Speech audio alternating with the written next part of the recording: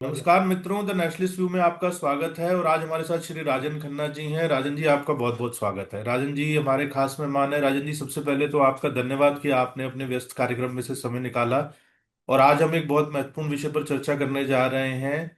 पहले मैं आपसे विषय साझा कर लेता हूँ, फिर मैं राजन जी का एक संक्षिप्त परिचय कराऊंगा। परिचय उनका बहुत लंबा है, हम डिस्क्रिप्शन बॉक्स में उनका पूरा परिचय देने का प्रयास करेंगे, लेकिन संक्षिप्त परिचय मैं करवाऊंगा विषय के बाद। विषय आज का हमारी चर्चा हो रही है कि श्री गुरु तेग बहादुर जी की 350वीं जो शहीदी दिवस, बल्कि जो बलिदान दिवस जो है 350वीं उसकी जो है एनिवर्सरी, वो देश भर के अंदर एक श्रद्धा की दृष्टि से उन्हें याद किया जा रहा है।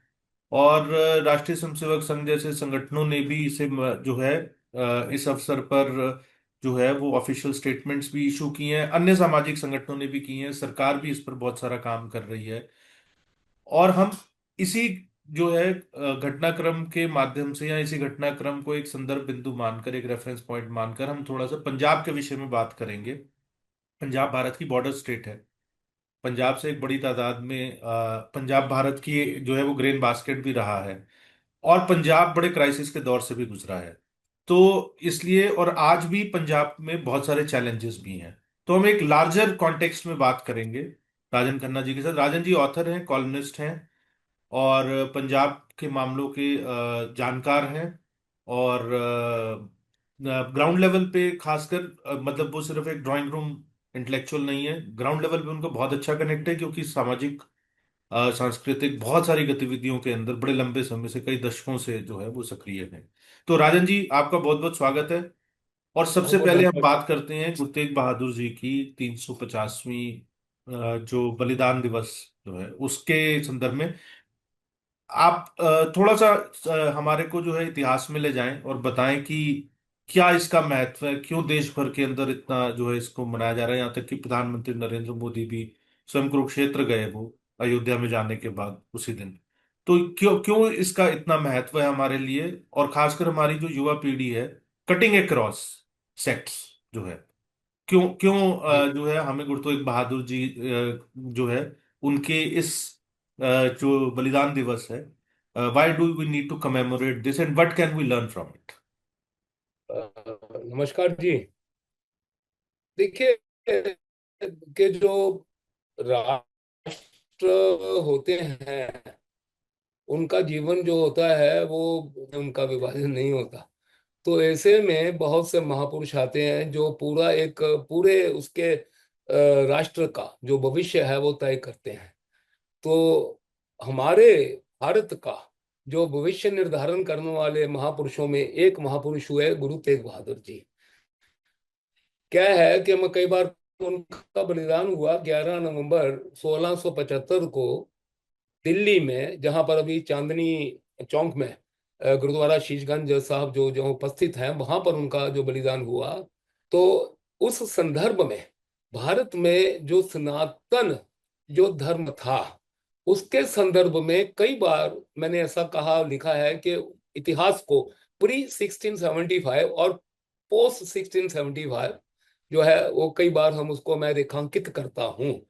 उसका एक कारण है कि थोड़ा सा इतिहास में जाएंगे कि पूरा जो हमारा अखंड जो भारत था, जो अवलोकन करेंगे तो सप्त सिंधु का प्रदेश जो था, इसमें प्रमुख जहां पर वेदों की ऋचाओं का की जहां पर जो है वो रचना हुई, तो सिंधु नदी, फिर उसके बाद में वितस्ता जिसको आज झेलम कहा जाता है, चेनाब जिसको चंद्रभागा जो थी वो, और रावी जो है रावती, उसके बाद में फिर जो है हमारी जो विपाशा ब्यास जो है, और अभी जो थी इसको सतलुज कहते हैं, शतद्रु। और फिर सातवीं नदी होती थी जो है वो थी सरस्वती। सरस्वती इतिहास आज मानता है कि विलुप्त हुई, बाकी अपनी सारी नदियां विद्यमान हैं। ये यहाँ का सप्त सिंधु था, और उत्तर इसकी जो सीमा थी वो वक्षु नदी थी। वेदों में वक्षु नदी का जो है वो उल्लेख आता है, जो आज का अमु दरिया है। और ग्रीक्स ने उसको ऑक्सस कहा, वक्षु को। ये वहां की उसकी उत्तरी सीमा थी, जहां पर उस वक्त पूरा जो सनातन वैदिक, और वैदिक सनातन जब मैं कहता हूं तो उसमें जो हमारे भारत के अंदर जो परंपराएं आई, बौद्ध आए, जैन है, वो सारी जो भारतीय परंपराएं हैं, वो परंपराओं का जन्म वहां पर हुआ, वो वहां पर पुष्पित पल्लवित भी हुई, सभी ये सब एक ही जो है हमारा पुष्प गुच्छ है। अब वहां से ये सब चल हो रहा था। कई लोगों के उस वक्त बाहर से यमन आए, मान लो ग्रीक्स आए। ग्रीक्स आने के बाद में बड़ा पराक्रम से हमने उसका सामना किया, और इतिहास एक अलग है, उसके ऊपर चर्चा मैं नहीं करूंगा कि जो राजा पुरु और जब अलेक्जेंडर का युद्ध हुआ कौन जीता हारा, लेकिन वो एक बात तय है कि वो उस वक्त, जो उस वक्त की हेडेस्पस जिसको ग्रीक्स ने कहा, जो आज जेहलम है, जिसको मैं वितस्ता कहता हूँ, उसको पार नहीं करने दिया, उन्होंने उसको आगे नहीं जाने दिया, ये तय है, क्योंकि वो पूरा विश्व विजेता होकर आ रहा था। मैसेडोनिया से चला था, उसने इजिप्ट भी विन किया, उसने मेसोपोटामिया विन किया, उसने पर्शिया विन किया, लेकिन हमने उसको आगे नहीं जाने दिया, ये बात तय है। बाकी की बातें जो है इतिहास के जो रिसर्चर है वो देखेंगे। अब उसी उसके कालखंड के आसपास भी बहुत सी दूसरी प्रजातियां भी आती जाती रही, लेकिन सनातन परंपरा इतनी मजबूत थी कि सबको समाहित किया, क्योंकि सत्य पे आधारित थी, धर्म पे आधारित थी, कि कोई किसी प्रकार की कोई ये एक्सक्लूसिव जो है वो परंपरा नहीं थी कि मैं ऐसा मानूंगा तुम ऐसा मानोगे, तो तुम ऐसा नहीं मानोगे तो तुम जो वाजुबे कत्ल हो जाओगे, ऐसा कुछ नहीं था। तो इसलिए वो परंपराएं जो उस वक्त चल रही थी उसमें वो समाहित होते रहे। लेकिन 712 ईस्वी में जब भारत पर पहला इस्लामी आक्रमण हुआ, सिंध प्रांत के ऊपर राजा दाहिर था, उस वक्त भी इतने जबरदस्त हमारे यहाँ पर, क्योंकि इतिहास ये दुखद विषय है कि अंग्रेजों ने जिस प्रकार से इतिहास बनाया, हमने प्रयास ही नहीं किया उस इतिहास को सही तरीके से उसका सत्य स्थापन करने का, हम नहीं कर पाए। कि पूछिए 712 में आए थे वो, तो केवल सिंध प्रांत या मुल्तान तक ही सीमित रह गए, आगे क्यों नहीं बढ़ पाए? और ये गजनवी के 1002 आने तक, 300 साल तक कौन से पराक्रमी लोग थे जिन्होंने उनको रोक रखा? बप्पा रावल का नाम आता है सामने, बाकी और भी बहुत से नाम है तो आने चाहिए, लेकिन इतिहास उसके ऊपर अंग्रेजों ने चुप रखा, हम चुप रहे। 1002 में गजनवी जब यहाँ आया भारत में, राजा जयपाल था, कुकरैन वंश का राजा था, हिंदू शाही किंगडम थी जो अफगानिस्तान में थी, उन्होंने भी अफगानिस्तान में 300 साल तक प्रतिरोध किया इनका, अरबों का, और जो तुर्क जो थे इस्लामी बन चुके थे उनका। 700 में वहां पर आने शुरू हुए इस्लामी। 1002 तक जो सनातन का झंडा था अफगानिस्तान से उन्होंने नीचे गिरने नहीं दिया। लेकिन एक हमने अपनी त्रुटि जो है, हमको उस चीज को स्वीकार करना चाहिए कि हमने कभी भी प्रत्याक्रमण नहीं किया, हमने सदैव इस अपने स्थान पर बैठ के अपना रक्षण किया। हो राजा जयपाल हो कि बाद में जितनी भी परंपरा चली, हमने कभी ये नहीं कहा किया। हरि सिंह नलवा बाद में आया जिसने अफगानिस्तान में प्रत्याक्रमण किया, और उसके बाद से कोई वहां से आने का किसी ने दुस्साहस नहीं किया। तो ये सब जो इतिहास उस वक्त जो था मैं बता रहा हूँ, इसके पीछे कारण है कि पंजाब का सप्त सिंधु प्रदेश का इतिहास क्या रहा। 1002 में गजनवी में 17 बार भारत पे आक्रमण किया, सोमनाथ मंदिर लूटा, मथुरा के मंदिर ध्वस्त कर दिए, ये सब करने के बाद भी लेकिन भारत में इस्लामी तंत्र वो स्थापित करने में कामयाब नहीं हुआ। कारण था कि उस वक्त जो आज का पाकिस्तान का सॉल्ट रेंज है, जिसको पोठोहार कहते हैं, संस्कृत में वेदों में उसको पृष्ठवर कहा गया है, पृष्ठवर का ही अपभ्रंश पोठोहार था। पृष्ठवर में दो प्रजातियां थी, एक जो आज का तक्षशिला है, रावलपिंडी से ऊपर का, और एक थोड़ा सा ईस्ट में आ जाते हैं वहां का। एक में गोखर थे, एक में खक्खर थे। इन्होंने 200 साल तक वहां पर इतना प्रतिरोध किया, बाद में उल्टा गौरी से बदला लेने के लिए, जब गौरी यहां से पृथ्वीराज को दूसरे त्रैन के युद्ध में परास्त करके गया, बाद में गौरी को मारने वाले भी जो थे खोखर राजपूत थे। ये इतिहास में, पाकिस्तान में भी ऐतिहासिक किताबों में आ रहा है ये बात। तो उन्होंने प्रतिरोध किया, लेकिन आप कितना मुझे बताइए, कितनी बार, कितनी, ये तो शताब्दियों की बात मैं कर रहा हूं ना, कितनी शताब्दियां केवल अपने स्थान पे लड़ते रहोगे? जब तक आप शत्रु के घर में जाकर के उसको कमजोर नहीं करते हो, उसकी ताकत को वहां समाप्त नहीं करते हो, वो आपके ऊपर चढ़ाई करता रहेगा। इसमें एक और चीज जाके शामिल हो गई, वो शामिल हो गई थी वो जिहाद का एक, इन्होंने कॉन्सेप्चुअलाइजेशन था इस्लाम का। जो अफगान थे, अफगान थे ये तो 100% हिंदू और बौद्ध थे। तुर्क भी पहले जो शैमनिज्म को और टेंगरिज्म को मानने वाले थे, तुर्क भी इस्लामी नहीं थे। उन्होंने अपने एक जो इनका आता है अल तकिया, उस सिद्धांत के हिसाब से उनको वहां से कन्वर्ट किया था। जब तुर्क यहाँ आने शुरू हुए, उनका प्रतिरोध हिंदू सनातनी अफगानों ने बहुत ज्यादा किया, लेकिन जब इन्होंने उनका भी धर्मांतरण कर दिया तो एक कॉन्सेप्ट वहां पर बहुत ज्यादा जो है वो लागू हुआ। वो था कि देखिए मनुष्य है, हर मनुष्य है, आप हैं, मैं हूं, दुनिया में कहीं भी होगा, उसके भीतर ईश्वर ने कुछ जो है गुण डाले हैं, करुणा, दया, ये ईश्वर के जो है ये गुण हमारे अंदर निहित है, इनहेरेंट है हमारे अंदर। हमको इसको पैदा नहीं करना। किसी व्यक्ति को दुख तकलीफ में देखते हैं तो मानवता का ही एक गुण है। उसको कोई अपना यहाँ पर सॉफ्टवेयर जो है वो इनिशिएट नहीं करना कि मैं इसको देख करके अभी दुखी हो जाऊं या मैं इसको देख करके आनंद में आ जाऊं। ये हमारे अंदर गुण है। इस बात का इस्लाम ने बहुत अच्छी तरह से स्टडी किया था। वो ये था कि हम लश्कर तैयार करेंगे, ठीक है। अब इस लश्कर को बोलेंगे कि ये काफिर है, ठीक है, ये वाजिबुल कत्ल है, इसका कत्ल करना है। तो उसके अंदर जब वो मानवीय गुण जागृत होंगे, दया के, करुणा के, कि मैं क्यों मारूं इसको, बेचारे को, ये भी तो मेरी तरह इंसान है, क्यों मारूं मैं इसको। तो उस इंसानियत, उस मानवता को दबाने के लिए ये कॉन्सेप्ट दिया गया था कि ये जो है अल्लाह ने तुमको जो है फरमाया है कि ये काफिर है। काफिर को मारना जो है वो सवाब का काम है, और सवाब का काम करोगे। अगर तुम यहाँ पर जंग कर रहे हो, जीत जाओगे तो गाजी कहलाओगे, अगर जंग में तुम जो मारे जाते हो शहीद कहलाओगे। और शहीदों की पूरी इंटाइचमेंट्स, एलूरमेंट्स, 72 हूरें, ये बातें सबको मालूम है कि आप ये है। तो ये जो सिद्धांत था ये भारत के ऊपर लागू किया गया पूरा। और इसीलिए थे वही जो वहां पे जो हमारे पठान भाई, अफगान भाई, जो एक पीढ़ी पहले जो थे वहां पर, मैं अफगानिस्तान जाके आया था जी।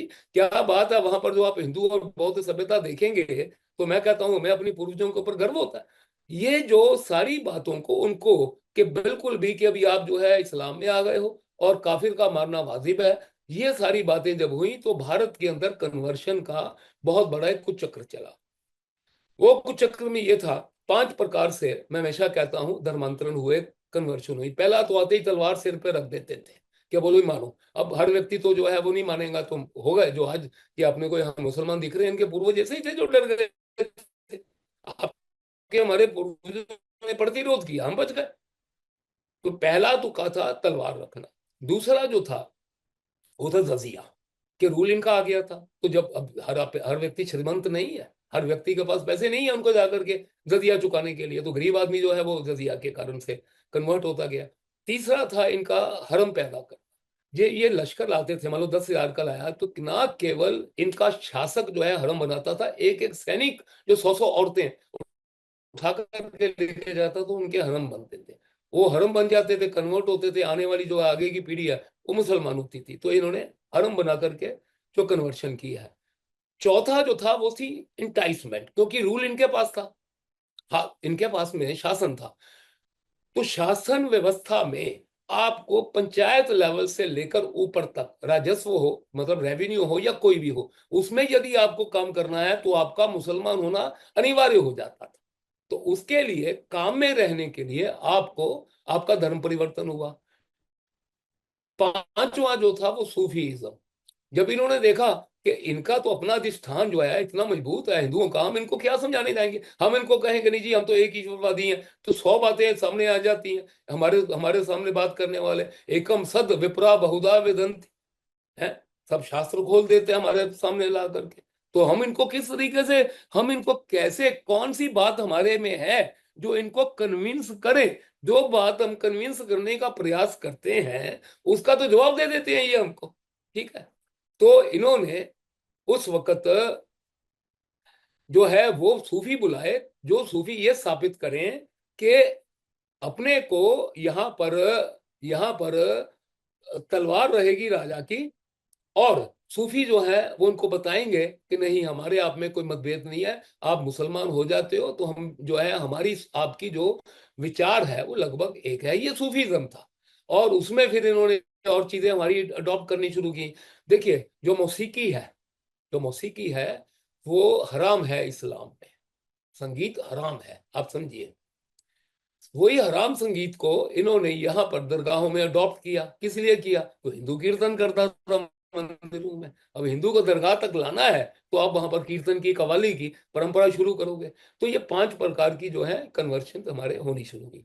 अब अब हम आ जाते हैं कि कन्वर्शन जब हुई, तो मैं आपको एक ऐतिहासिक जो है एक फिगर, स्टैटिस्टिक्स दूंगा। आज का पाकिस्तान की जनसंख्या 25 करोड़ है, उसमें पंजाब जो पाकिस्तान का है उसकी जनसंख्या 60% है, करीबन 15 करोड़। भारत के जहां पर हिंदू और सिख, पंजाबी और पूरे विश्व में फैले हुए जो पंजाबी सब मिलाकर के होंगे करीबन 4.5-5 करोड़, इससे 4, 4.5, 5 करोड़। तो अनुपात बैठ जाता है पंजाबियों का आपस में 75-25। ठीक। ये 75-25 का जो अनुपात था, ये 5 कारण मैंने आपको जो बताए, क्योंकि यहाँ इसलिए सबसे अधिक हुआ क्योंकि जिन इलाकों से ये आता था, अ, अपना आक्रमण होते थे, पंजाब जो है जो बिल्कुल उसको सटा हुआ था, तो सबसे पहले घाव लगते थे पंजाब के ऊपर। तो ये सबसे अधिक कन्वर्शन जो है वहां पर हुई। अब वहां जब ये सारा ग्राफ चल रहा था, तो मैं जब कहता हूं 11 नवंबर 1675 को ये जो ग्राफ है जो लगातार इस तरह से ऊपर जा रहा था, ये प्लेट्यू हुआ और उसके बाद में डिक्लाइन हुआ। उसका कारण है कि गुरु तेग बहादुर जी, ये सारी कथा सबको पता है कि उनके पास में कृपाराम के नेतृत्व में कश्मीरी पंडितों का दल आता है। कश्मीर में उस वक्त इफ्तिखार खान जो तो सूबेदार था मुगलों का, और उसने तय कर लिया था कि मैं कश्मीर में कुछ भी, एक भी हिंदू जो है वो नहीं रहने दूंगा, क्योंकि कश्मीर में जो जो इन्होंने जिहाद शुरू किया था पूरे भारत में, तो कश्मीर में लगभग लगभग क्योंकि 1339 में वहां पर इस्लाम आया, पूरे भारत में सबसे लेट इस्लाम आया तो कश्मीर में आया। तो 1339 से आगे आते आते मुगलों की सत्ता तक, वहां तक लगभग सब जो है हिंदुओं को कन्वर्ट कर चुके थे। थोड़ी परिवार बाकी थे, उनका ये भी रहेंगे, इनको भी खत्म करो। अब जो भट्ट थे कश्मीर के, वो भट्टों का जो है गुरु घर के साथ में सिख जो परंपरा है उनके साथ में चोली दामन का साथ। गुरु ग्रंथ साहब में भी अनेक भट्ट हैं, भट्ट कल जी हैं, भट्ट बल जी हैं, ये भट्ट हैं जिनकी वाणी है गुरुओं के साथ में समकक्ष उनकी वाणी है वहां पर। तो और वो, और यहाँ तक कि जब द्वितीय गुरु गुरु अंगद देव जी ने खडूर साहब में गुरुमुखी लिपि की रचना की, क्योंकि वो उस वक्त ये था कि घर घर में फारसी पहुंच चुकी थी, पंजाबी बोलने की जुबान थी, लेकिन लिखित रूप से इसकी स्क्रिप्ट बने, इसके लिए उन्होंने यह प्रयास किया कि हमारी अपनी भारतीय स्क्रिप्ट होनी चाहिए। तो उन्होंने गुरुमुखी जो किया उसका पूरा, गुरुमुखी जो है वो शारदा लिपि जो शारदा आश्रम की थी, और लंडे लिपि जो स्थानीय रूप से पंजाब में चलती थी, ये उसी का रूपांतर है। तो बहुत पुराना उनका संबंध था गुरुघर के साथ में। तो भट्ट कृपाराम जी जो है दत्त पंडित, ये आते हैं। तो उस समय गुरु जी के पास में जो थे वो 2 उपाय थे। एक तो उपाय ये था कि या तो मैं जिस तरह से उनसे पहले उनके अपने पिताजी ने हाथ में शस्त्र लिए थे, जो है 2 तलवारें ली थी, मीरी और पीरी की, छठे गुरु गुरु हरगोबिंद जी ने युद्ध किए हैं, बड़े पराक्रमी युद्ध जीते हैं उन्होंने, तो वो भी उस परंपरा पे चलते और युद्ध कर लेते हैं। लेकिन उन्होंने दूसरा जो रास्ता चुना, उस रास्ते के कारण से भारत के बाकी के जो हमारी, जो हम 25% आज इस बात में गर्व महसूस करते हैं कि हमारे पूर्वजों ने अपना धर्म परिवर्तन नहीं किया, उसमें बहुत बड़ा युग परिवर्तक जो थे गुरु तेग बहादुर जी थे। उन्होंने कहा नहीं, मैं अपना बलिदान दूंगा, बलिदान दूंगा तो घर घर तक बात जाएगी कि मैंने धर्म के लिए, मैंने अपने जो राष्ट्र, अपने देश के लिए मैंने प्राण दिए हैं, और इन प्राणों से प्रेरणा लेकर पूरे भारत में एक जागृति पैदा। जब हम बार बार कहते हैं ना कि गुरु गोविंद सिंह जी के बारे में भी कहा जाता है, यहाँ शिवाजी के बारे में हम कहते हैं कि ना कहूं अब की, ना कहूं तब की, अगर ना होते गुरु गोविंद सिंह तो सुन्नत होती सबकी। इसी प्रकार से शिवाजी के बारे में कहते हैं, ना होते शिवाजी तो सुन्नत होती सबकी। कवि भूषण ने बात उनके बारे में कही थी।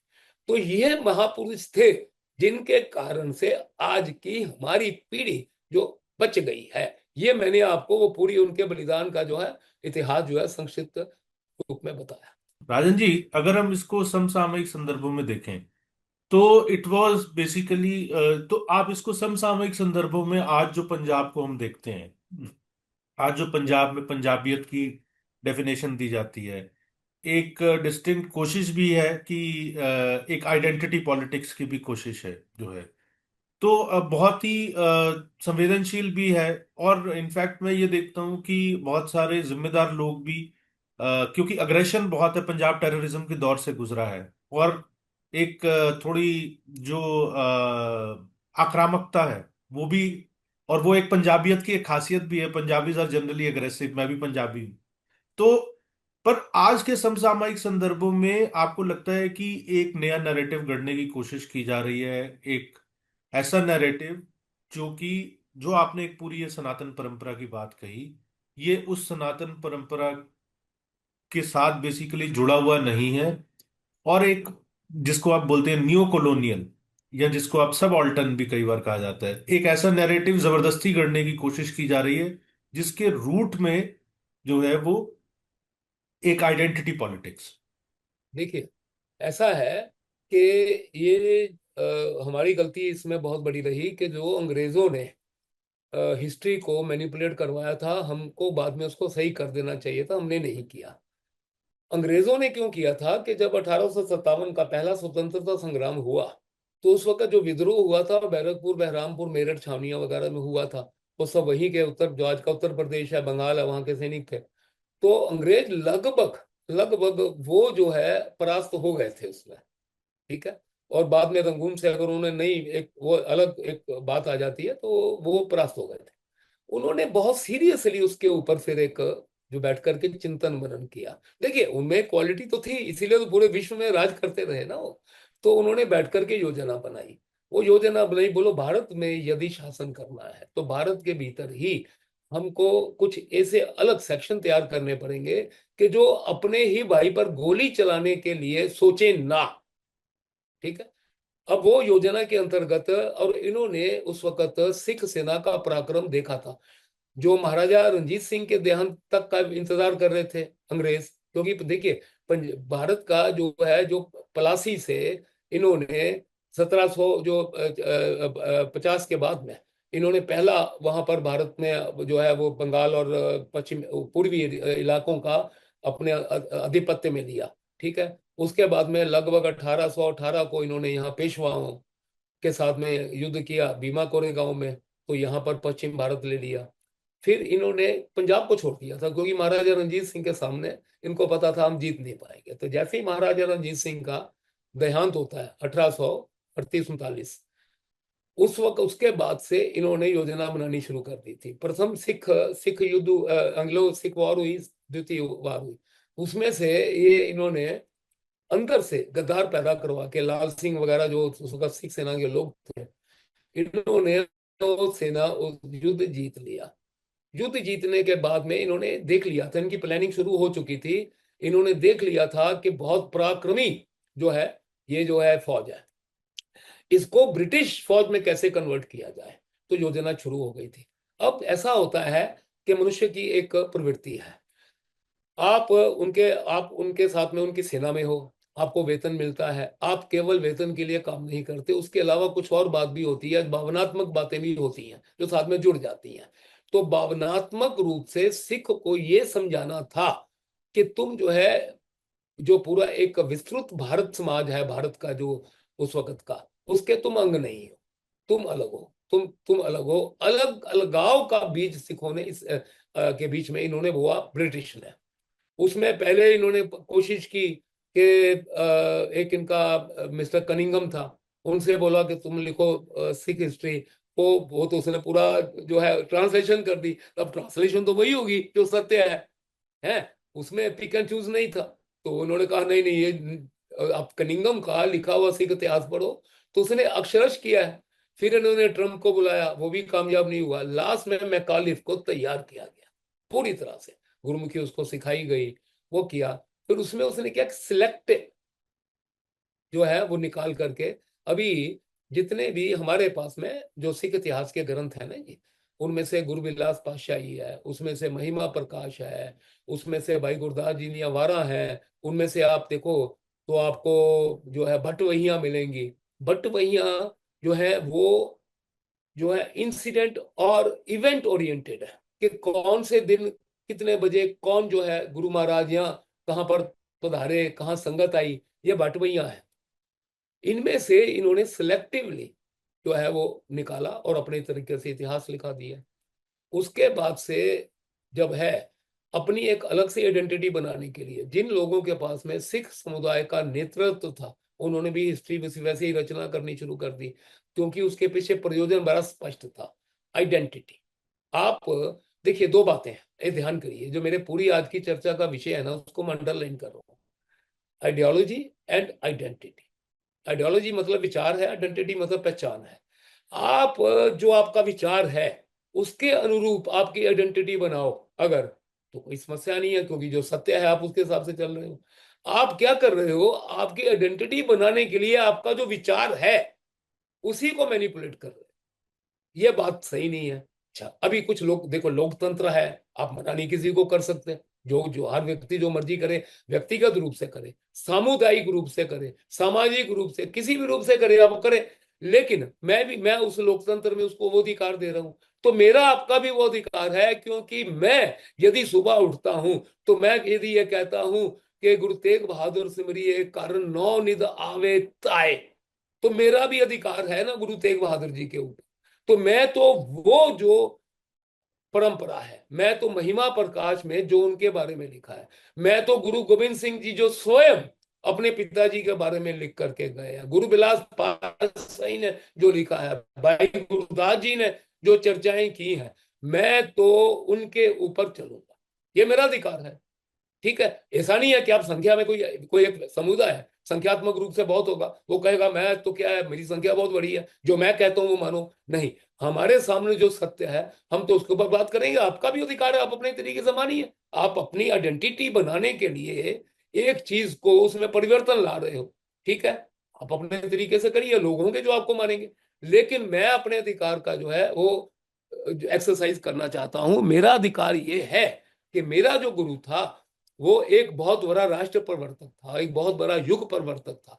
वो ना होता तो उत्तर भारत की जो डेमोग्राफिक जो प्रोपोर्शन है उसका कुछ पता नहीं होता। और मैं तो इसको और आगे लेके जाता हूं, शायद शायद ये उत्तर भारत का पूरा जो इलाका है, जो आज का अफगानिस्तान है ना, जो दहशत से घिरा हुआ है, शायद इसका भी वही हाल होता अगर ये उस वक्त बलिदान ना हुए होते। तो आप उस संदर्भ में बलिदानों को देखिए। अब आ जाती है बात कि कहाँ कहाँ, अभी देखिए कि गुरु तेग बहादुर जी का जो सत्य था, मैं वो तो विषय इतना बड़ा है कि हम कम समय में कवर नहीं करेंगे, लेकिन उसको पेरिफेरली मैं आपको बताता हूं कि सो हिंद की चादर श्री गुरु तेग बहादुर, हिंद की चादर बोला ना, हिंद की, ठीक, किसी एक समुदाय की नहीं बोला, नंबर वन।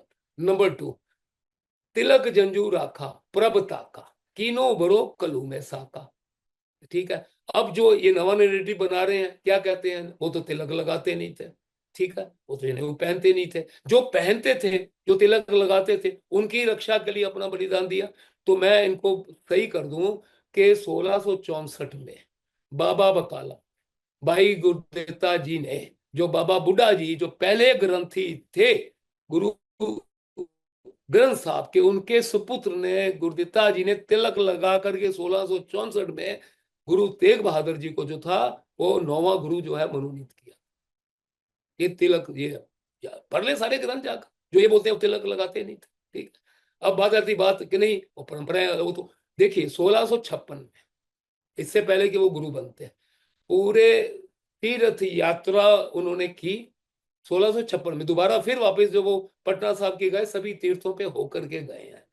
उनके साथ में जाने वाले कौन थे, भाई भाई गुरदित्ता जी भी थे, तो तेग बहादुर जी के साथ में माता गुजरी जी थी, माता नानकी जी थी उनकी जो थी, उसके बाद में भाई दयाल दास जी उनका बाद में बलिदान हुआ वो थे। ये सारे लोग जाते हैं और गुरु गोविंद सिंह जी विचित्र नाटक में इसको कैसे चर्चा करते हैं, आप देखिए जरा उसको, कि आप उसमें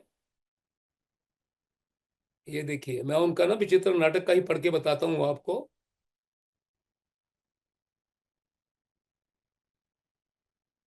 ये उन्होंने मूर पूरब कियसी पे आना के बाद में पिताजी ने मूर्पित पूरब पूरब की तरफ आए हैं, ठीक है।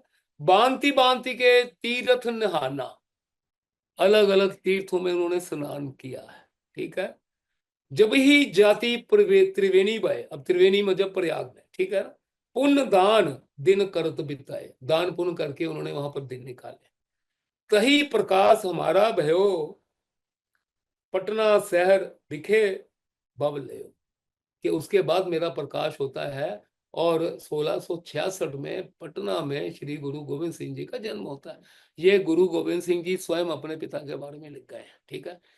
अब यहाँ पर आजकल क्या चल रहा है नैरेटिव, कि वो जी तो वो तो बहुत बड़े ह्यूमन राइट एक्टिविस्ट थे अपने समय के, गुरु तेग बहादुर जी के, ठीक है। अब मुझे एक बात बताइए, ह्यूमन राइट किसको आज के संदर्भ में समझना हो, किसी एक धर्म, किसी एक मजहब, किसी एक समुदाय का, कम्युनिटी का आदमी जब बात उठाता है मानवता के लिए, ठीक है।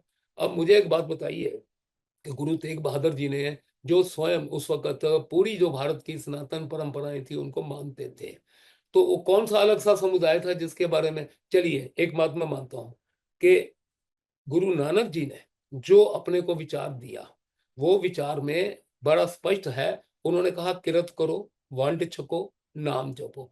ये तीनों चीजों के ऊपर मैंने पूरे भारत में जितने भी धर्माचार्य हैं, ठीक है जी, वो दक्षिण भारत के हों, कि वो काशी के हों, कहीं के भी हों, मैंने उनसे चर्चा की बहुत बार, अच्छे अच्छे प्रकांड पंडितों से, सब सिख विचारों के बारे में, ठीक है। मैंने गुरु अमरदास जी ने सती प्रथा समाप्त करवा दी, ठीक है ना, संगत पंगत का सिद्धांत शुरू हुआ, गुरु हरगोविंद जी का जो है वो देख देख फतेह, और उनका जो मीरी पीरी का सिद्धांत हुआ, इनके ऊपर चर्चाएं की। मैंने कहा बताइए, आप लोग सनातन के सन्यासी हैं, सनातन के आप जो है बहुत बड़े विद्वान हैं, इन सिद्धांतों में एक साथ कोई एक सिद्धांत है, या यहाँ तक पांच ककार भी, कड़ा है, केश है, कंगा है, कच्चा है, कृपाण है, किसी एक सिद्धांत के साथ में आपका कोई विरोध है? कहते नहीं, बिल्कुल नहीं। ये सिद्धांत यदि समाज में आ जाते हैं तो समाज का तो कल्याण हो जाएगा।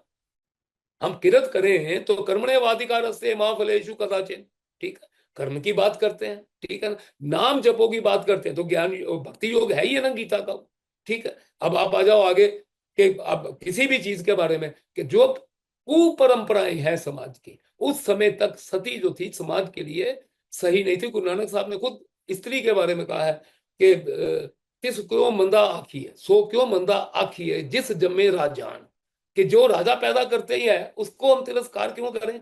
तो ये तो बहुत बड़ा काम करके गए वो। तो आज के भी जितने भी हमारे विद्वान पंडित हैं, वो कहते हैं कि पूरे भारत में ये विचार जाने चाहिए। तो कहीं पर भी सारी बात का सारांश ये है, किसी भी सनातन के पंडित का, विद्वान का, किसी भी सिख सिद्धांत के साथ में विरोध नहीं है, ठीक है। तो जब वो विरोधी नहीं है तो कैसे यह बात आ जाती है कि किसी एक जो है वो समुदाय के लोगों ने एक विशेष, चलो मान भी लिए जी, ये उस वक्त जो थे कुछ लोग जो है वैष्णव परंपरा मानते थे, शैव मानते थे, कोई शाक्त मानते थे, उसके साथ में सिख परंपरा थी। तो क्या मुगल, ठीक है, जब धर्मांतरण कर रहे थे, क्या वो वो शैव वैष्णव वालों को कन्वर्ट करते जो सिख परंपरा मानते थे उसको ना करते? तो क्या उन्होंने सिर्फ शैव वैष्णव शाक्त वालों के लिए बलिदान दिया है? उसमें तो सभी है ना। जब जब बात जिहाद की आ जाती है, जब बात धर्मांतरण की आ जाती है, तो उसमें उनके सामने तो इतिहास हमारे सामने गवाह है, किसी को तो छोड़ा ही नहीं उन्होंने। तो ये बात आ जाती है कि जो गलत नैरेटिव बन रहा है उसको कृपया ना फैलाएं, और कम से कम मेरा लोगों से प्रार्थना है कि देखिए, हम ये मानते हैं हमेशा से कि राजनीति उत्पन्न होती है समाज से, और ऐसा नहीं है कि राजनीति से समाज उत्पन्न नहीं होता। राजनीतिक कारणों से कुछ लोग, कुछ दल अगर ये कर रहे हैं कि नहीं हमको राजनीति में ये सूट करता है, तो वो गलत कर रहे हैं। क्योंकि समाज सत्य के ऊपर चलेगा, समाज जो है उसमें राष्ट्राभिमान जागृत होगा, तो ही राष्ट्र जो है आगे जाएगा, और हम सभी इसके घटक जो है वो सुरक्षित रहेंगे। राजनीति जो है वो आपको प्रोटेक्ट नहीं करेगी, समाज करेगा।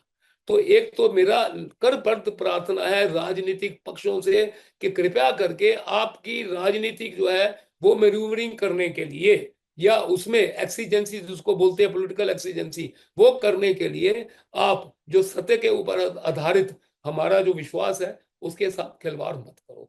और दूसरे सामाजिक संगठन भी जो आज क्या है कि नहीं ये राजनीति चीजें सूट करती है, उसके साथ में आ जाते हैं। नहीं, इतिहास इस बात का साक्षी है।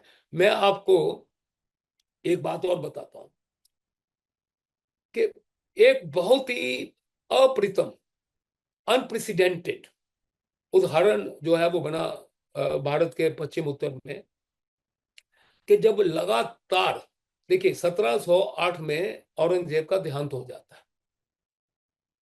औरंगजेब का 1707 में, इसके देहांत के जो बाद, तब तक ये था कि जो अफगानिस्तान से आक्रमण होते थे, मुगलों ने अपने लिए जो है, क्योंकि उनकी अपनी सत्ता चैलेंज हो रही थी, तो वहां पर उन्होंने सेनाएं रखी थी, तो वो रुके हुए थे वहां से आक्रमण। 1707 के बाद में अफगानों ने, जिनका धर्म परिवर्तन हो चुका था, वो अफगानों ने भारत के ऊपर लगातार हमले करने शुरू कर दिए। उसमें से प्रमुख जो है अहमद शाह अब्दाली का 1750 से लेकर 1762-63 तक, 1761 में पानीपत का युद्ध हुआ, उससे 10 साल पहले शुरू हो गए थे, यहां तक कि पाकिस्तान में मुसलमान भी आज कहते हैं खादा पीता लाहेदा बाकी अहमद शाहेदा। मतलब उसने बिना किसी, क्योंकि उस वक्त कन्वर्शन हो चुकी थी, 70% तो मुसलमान बन चुके थे, तो वो लूटने आता था ना, तो वो लूट मार में ये नहीं देखता था ये केवल हिंदू सनातनी या सिख है इसको लूटना, वो मुसलमान को भी लूटता। तो ये कहावत थी वहां। इतनी लूटमार शुरू हुई, तो वो लूटमार का प्रतिरोध कैसे हो। गजनी में मैंने स्वयं देखा है, एक पिलर पे लिखा था कि दुख तेरे हिंदुस्तान नीलामे 2 दिनार। ठीक, माँ बेटियां यहाँ से उनका व्यापार हो रहा था, अफगानिस्तान से ले जाकर के पर्शिया तक, सेंट्रल एशिया तक, रोकें कैसे। अब दो चीजों से आपको जो है वो रुकता है काम। एक तो आपके पास में राज आश्रय हो, ठीक है, सेना बनानी है आपने, आपके हाथ में राज आश्रय हो, राजा है, राजस्व इकट्ठा करता है, रेवेन्यू इकट्ठा करता है, उसमें से एक पूरे तंत्र की स्थापना होती है, उस तंत्र से सेना को पारिश्रमिक दिया जाता है, सेनाएं बनती है। अब राज तो पता था मुगलों, और मुगलों के सूबेदारों के पास में राज था, सनातनी हिंदू सिख के पास राज नहीं था, तो सेना नहीं बनेगी। और या फिर आप बनाओगे सेना को पारिश्रमिक देने के लिए आपके पास पैसे होने चाहिए, वो भी सब उनके पास थे। तो एक ऐसा उस वक्त उदाहरण साबित हुआ कि भारत ने अनप्रेसिडेंटेड, पूरे विश्व में, आप पूरे विश्व का इतिहास पढ़ लीजिए, इस प्रकार का उदाहरण कहीं भी नहीं हुआ कि हर घर ने यह बात तय की, धर्म को, देश को, समाज को, परिवार की रक्षा के लिए हमको हर घर को एक बलिदान देना है। हर घर में एक जो बच्चा है सिख पैदा होगा। अब सिख पैदा हुआ कि अलग धर्म का बना दिया उन्होंने, मुझे बताइए, धर्म तो वही था, लेकिन एक सुरक्षा पैदा करनी थी। आप आनंद है, ठीक है, आनंद जो है ना जी, अभी सोचिए कि कुकरैन वंश में आनंद है, कोली है, सानी है, ये आपका आपका वंश का आपको पता है। आधे जो है वो केशधारी हैं, आधे आपकी तरह सहजधारी हैं, ठीक है। आप पूरे पंजाब में अवलोकन कर लो, तो कैसे कैसे भारत का प्रधानमंत्री, जो पूर्व प्रधानमंत्री मनमोहन सिंह कोहली केशधारी था, और दूसरा आपका विराट कोहली जो है वो तो शाहीधारी है। दोनों जो है गुरु परंपरा को मानते हैं, दोनों गुरुद्वारे में नतमस्तक जाकर के होते हैं।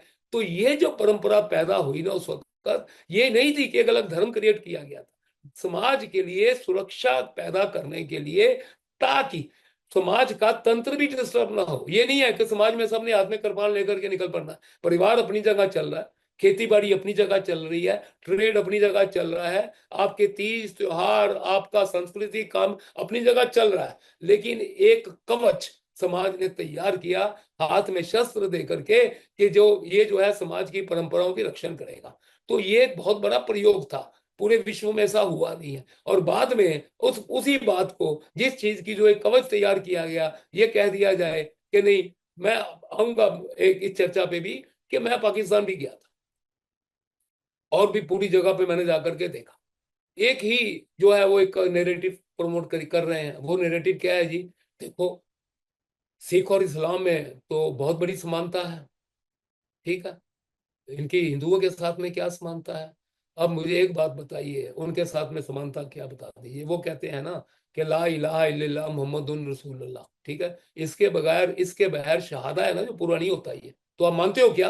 ला इलाहा इल्लल्लाह, हम तो बहुत ज्यादा विशाल विवेक के लोग हैं, हम कहते हैं हाँ ईश्वर एक है, एकम सत विपरा बहुधा वेदंती, ठीक है ना, ठीक है, एक ओंकार सतनाम करता पुरुष निरभउ निर्वैर काल मूरत अजूनी सहबा गुर प्रसाद, आज सच जुगाद सच है भी सच, नानक होसी भी सच, ठीक है। तो सच को माना नानक साहब ने, हम तो वही मानने वाले हैं, ठीक है। वो मानते हैं क्या?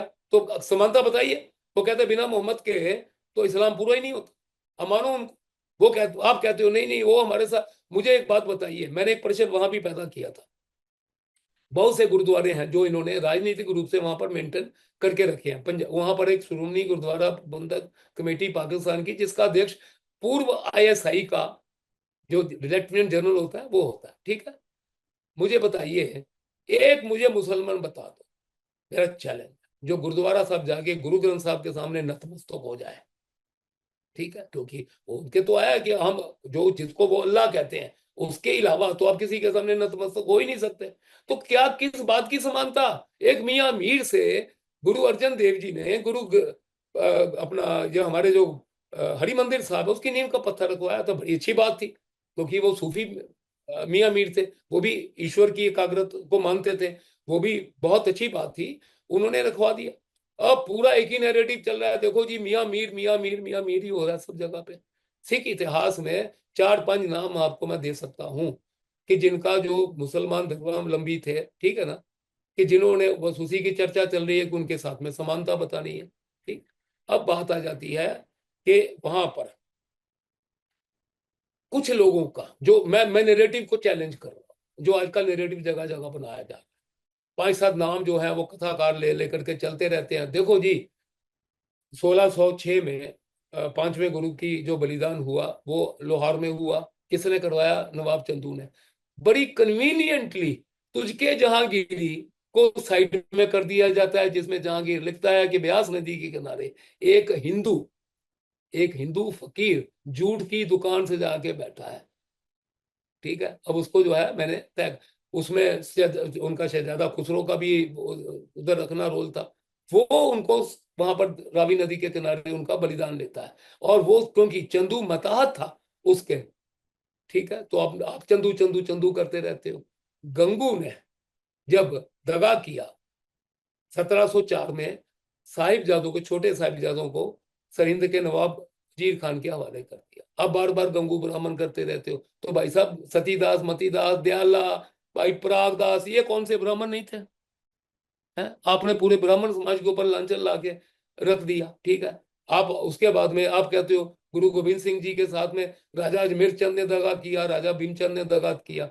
तो मैं ये कहता हूं कि महाराणा प्रताप के साथ में मान सिंह ने भी दगा किया था, शिवाजी के साथ में राजा जय सिंह ने भी दगा किया था, राजा चक्रध्वज के साथ में असम के जो है राजा राम सिंह ने भी दगा किया था।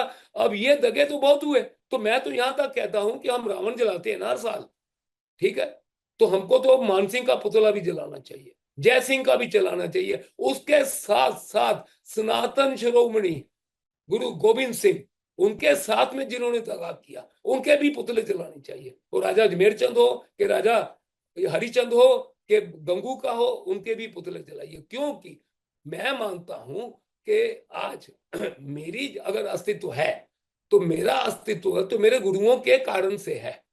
उनके साथ में जिन्होंने दगा किया वो राष्ट्रद्रोही थे, हैं? आप कैसे कह सकते हो नहीं जी वो अजमेर चंद राजपूत था? तो भैया तो मान सिंह भी तो राजपूत था, ठीक है। राजा भारमल जिसे अपनी बेटी दे दी अकबर को, वो भी तो राजपूत था। ये निकृष्ट थे, इनके लिए पूरे राजपूत समाज के ऊपर हम उंगली नहीं उठा सकते हैं। है, इनको तो मैं मानता हूं कि देशद्रोही थे।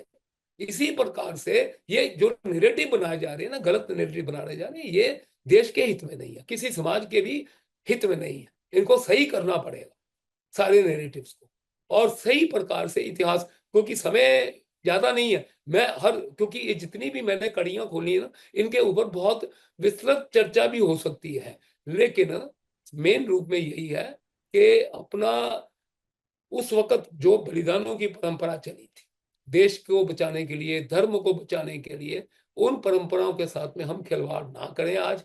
नहीं तो, और दूसरी बात वही है कि ठीक है, अब बहुत बड़ा समुदाय यदि उसके साथ में करता है, अपने तरीके से अपना नैरेटिव बना लेता है, अपनी आइडेंटिटी तैयार करनी, बनाने दो, मुझे स्वतंत्रता है। और मैं तो मेरे मेरे मेरे कहे से मैं नहीं कह रहा, मैं तो जो कहूंगा, मैं महिमा प्रकाश में जो लिखा है वो कहूंगा, गुरु बिलास पातशाही में जो लिखा है वो कहूंगा, बटवइयों में जो लिखा है वो कहूंगा, और मेरे धन गुरु श्री गुरु गोविंद सिंह जी ने जो दशम ग्रंथ में वर्णन किया है, मैं उसी बात का उच्चारण करूं।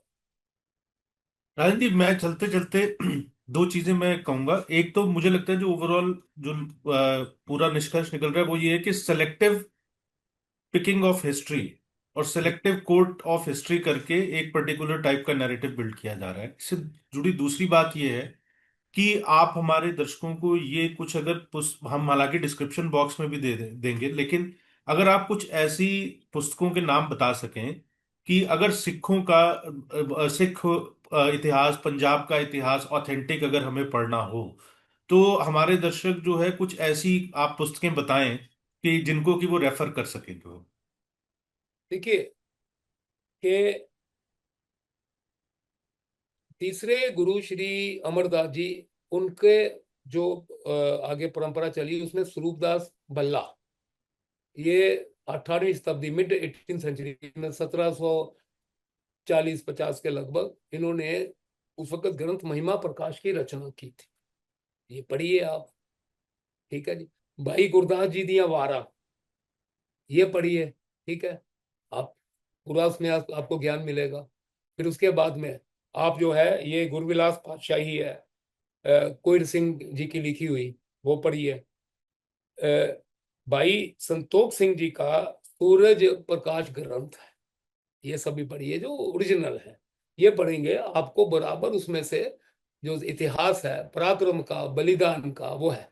दूसरी बात मैं आपको बताता हूँ, एक चीज मैं बोल करके समाप्त करूंगा, कि आज अभी जो बार बार कहा जाता है कि उनका 350वां गुरु तेग बहादुर जी का शहीदी जो वर्ष मनाया जा रहा है। देखिए, शहीदी, शहीद का, आप यदि आप डिक्शनरी में जाओगे ना, तो दो संदर्भ आते हैं, ठीक ना। कॉन्टेक्स्ट दो हैं। एक कॉन्टेक्स्ट है कि उसको कहा गया है कि जो इस्लाम के रास्ते पर चले, ठीक है, वो चलते हुए जो मान लीजिए शहीद हो जाए, मर जाए, वो शहीद है। और दूसरा एक कॉन्टेक्स्ट और भी है, वो कॉन्टेक्स्ट है कि आप अपने किसी देश के लिए या कुछ इस प्रकार से आपके समाज के लिए भी आपके प्राण, जिसमें आपका स्वार्थ निहित नहीं है, उसके लिए प्राण देते तो भी शहीद हो, ठीक है। अब दूसरा संदर्भ तो चलो मान्य है। अब मान लीजिए हम कहते हैं शहीद भगत सिंह, अब देश के लिए बलिदान दिया उसने, तो शहीद शब्दों का कोई बड़ी बात नहीं है, आप उसको हुतात्मा भी कह सकते हैं, आपको तो बलिदानी भी कह सकते हैं, कोई दिक्कत नहीं है। लेकिन जिस व्यक्ति को यह कहा जाए कि तुम इस्लाम स्वीकार कर लो, नहीं तो प्राण त्याग दो, तो उसमें संदर्भ इस्लाम का आता है। उसमें फिर उसकी जो व्याख्या आएगी वो आएगी जो इस्लाम के लिए व्याख्या की गई है, और व्याख्या की गई है आप जो इस्लाम के रास्ते पे चले शहीद हो जाए। तो मेरा ऐसा मानना है कि उसको हम शहीद नहीं, मैं मानता हूं कि वो बलिदानी थे और राष्ट्र पुरुष थे, और जिन्होंने राष्ट्र परिवर्तन करवा दिया, जिसके बारे में बार बार नतमस्तक होता हूं कि आज हमारी यदि पीढ़ी, हम कह सकते हैं कि आज भी हम यहाँ पर उपस्थित है, उनमें से उनका ही बहुत बड़ा योगदान था कि उन्होंने स्वयं के प्राण देकर जो है वो बचाया। दूसरी बात, मैं दो बातें और कहूंगा। एक तो शहीद के विषय में, सिख इतिहास में जितने बलिदान हुए, ठीक है, 1606 में गुरु अर्जन देव जी का बलिदान होता है लाहौर में। शर्त क्या थी? इस्लाम स्वीकार कर लो, ठीक। 1675 में गुरु तेग बहादुर जी का के साथ भाई सतीदास, भाई मतीदास, भाई दयाला के बलिदान होते हैं। इस्लाम स्वीकार। 1704 में छोटे साहिबजादों को, है ना, जब वहां पर बलिदान होता है उनका सरहिंद में, इस्लाम स्वीकार करो। 1716 में बंदा सिंह बहादुर के मुंह में उसके बेटे अजय सिंह का कलेजा डाल दिया जाता है और बोलता है इस्लाम स्वीकार करो। ठीक है। 1738 में भाई मणि सिंह जी का बलिदान होता है, बंद बंद काट करके अरदास में आता हमारे बंद बंद कटवाए, उनका बलिदान होता है, इस्लाम स्वीकार करो। 1745 में भाई तारू सिंह जी को जो है वो काटा जाता है, तो इस्लाम स्वीकार करो। तो मुझे बताओ, जो अपना कॉन्फ्लिक्ट है वो तो इस्लाम के जिहाद के साथ है। ठीक है। वो आज भी है, वो आज भी है। वो एक वे ऑफ लाइफ जो इस्लाम का है वो अपनी जगह पे हो सकता है, लेकिन वो वे ऑफ लाइफ से हट करके दूसरे को काफिर कहना, वाजिबुल कत्ल कहना, हमारा तो उसके साथ में युद्ध है, रहेगा। एक तो सिख परंपरा में ये बात जो है स्पष्ट हो जानी चाहिए। दूसरी जो है वो ये है कि हम आने वाले टाइम भविष्य में, मेरी सबसे कर्मबद्ध प्रार्थना है कि अपना समाज में सत्य की जो स्थापना हो, गुरुओं के बताए मार्ग पर चलें। और कुरीतियां, उन्होंने गुरुओं ने कुरीतियों को ही जो है समाज से निकाला था। जब संगत पंगत की बात हुई थी तो यही था कि साथ में बैठे के खाएंगे। ठीक है ना, ये इसकी तो आज भी आवश्यकता है ना। आज भी एक मंदिर, एक शमशान, एक कुआं, आज भी हम बात करते हैं। तो गुरुओं के उस सिद्धांत को हम नतमस्तक होकर के उसके ऊपर चलें, तो क्या होगा कि कुछ दुनिया की कोई ताकत नहीं है कि हमारी तरफ टेढ़ी आंख कर करके भी देख जाए।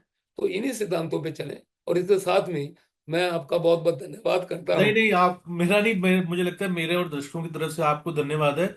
और एक आग्रह भी है कि हम लोग पंजाब का जो इतिहास है, जो सिखिज्म का इतिहास है, और खासकर ओवरऑल पंजाब के कॉन्टेक्स्ट, पंजाब का जो इतिहास है उसके ऊपर एक जो है वो सीरियलाइज चर्चा करेंगे। क्योंकि जो आपने कहा वो बिल्कुल ठीक बात है कि एक एक विषय को जो है वो डिटेल में ले जाने की जरूरत है। और मुझे लगता है कि अ, गुरु तेग बहादुर जी के जो बलिदान को जो है ये एक उपयुक्त श्रद्धांजलि भी होगी कि एक हिस्ट्री के जो है परसेप्शन को जो है वो करेक्ट किया जाए। और करेक्ट इन द सेंस ये है कि हम कोई नैरेटिव नहीं बिल्ड कर रहे, हम सिर्फ तथ्यों को सामने रख रहे हैं। उसके बाद उसका इंटरप्रिटेशन जो है वो दर्शक कर सकते हैं। और पुस्तकों के नाम आपने बता दिए, पुस्तकों के नाम मैं डिस्क्रिप्शन बॉक्स में भी दूंगा, क्योंकि ये भी बड़ा महत्वपूर्ण है कि कौन से आप जो है वो पुस्तकें पढ़े। तो आपका बहुत बहुत धन्यवाद राजन जी। और दर्शकों से आग्रह है कि अगर आपके कोई प्रश्न है राजन जी के लिए, तो आप इसको यूट्यूब के कमेंट बॉक्स में डाल सकते हैं। प्रश्न हम उनके तक ले जाएंगे, आपके लिए उत्तर लाने का प्रयास करेंगे। दूसरी बात, हमारी इंटेंट कोई तथ्यात्मक रूप से कोई भी जो है वो गलती करने की तो नहीं रहती कभी भी, लेकिन हम लोग भी इंसान है तो गलती कभी कभी हो भी जाती है। तो उसे करेक्ट कीजिए। जो है will be very happy if there are any factual issues जो है, या अगर आपको वो लगता है। और अगर आपको वीडियो अच्छा लगा हो तो इसे जो है चैनल को सब्सक्राइब करें और वीडियो को शेयर भी कीजिएगा। और जल्दी मिलेंगे नए विषय के साथ। राजन जी, एक बार फिर से आपको बहुत बहुत धन्यवाद।